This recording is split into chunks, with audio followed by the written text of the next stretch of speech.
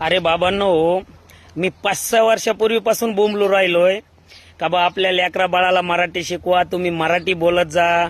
मराठी फार चांगली भाषा आहे, मराठी आपल्या कामाची भाषा आहे. माझं कोणी ऐकायला राजीच नाही.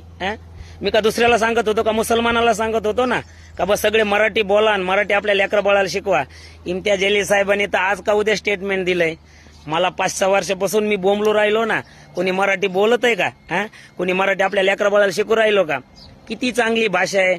अरे माझी तर मी म्हणलो फेवरेट भाषा आहे. आणि मराठी भाषा शिकवायची असली ना ते आमच्या बीड जिल्ह्याची शिकवा. आयला कसला बी साहेब असून द्या, आमचा बीड जिल्ह्याचा वाघ गेला का ते खुर्चीहून उठायलाच पाहिजे. राम राम भाऊ, बसा, घ्या खुर्ची, ए सांगरेच्या भाऊला असं बोलायलाच पाहिजे. काय तरच मराठी शिकवा. बाकीच्या जिल्ह्याची मराठी काय शिकून काय फायदा बी नाही. मराठी बोला तर बीड जिल्ह्याची बोला. पॉवर ऑफ द काय ते मला इंग्लिश येत नाही, पण भावांनो आपल्या लेकरा बाळाला मराठी शिकवा, फार चांगली आहे. आणि भविष्यात मराठी सारखी आहे ना एक बी लँग्वेज नसणार. मी तर हिंदीन काय बाकीचे मला काय त्यांचं घेणं देणंच नाही. मराठी मला फार आवडती.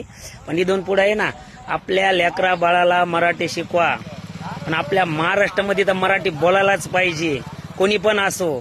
मी तर घरात मराठी बोलवतो.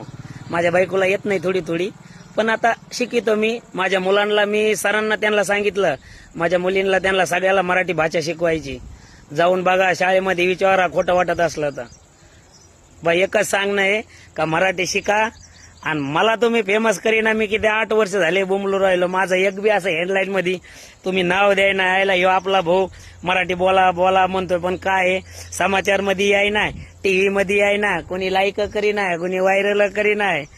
खाली बोंबलोतोय भाऊ तुमचा. आणि लक्ष असू द्या, लक्ष राहू द्या, बीड जिल्ह्याचीच मराठी शिका. बस बाकी कोणाला शिकायची जरूरतच नाही. काय पावर आहे बीड जिल्ह्याच्या मराठीमध्ये. आणि कुठे तुम्ही मराठी बोलले का, आयला पुण्या मुंबईला जा, कुठं औरंगाबादला जा, इकडे कोणकडे जा, म्हणालाच पाहिजे अहो भाऊ तुम्ही बीडचे आहेत का हो. तवच कळत त्यांना बीडचा वाघ आहे म्हणून.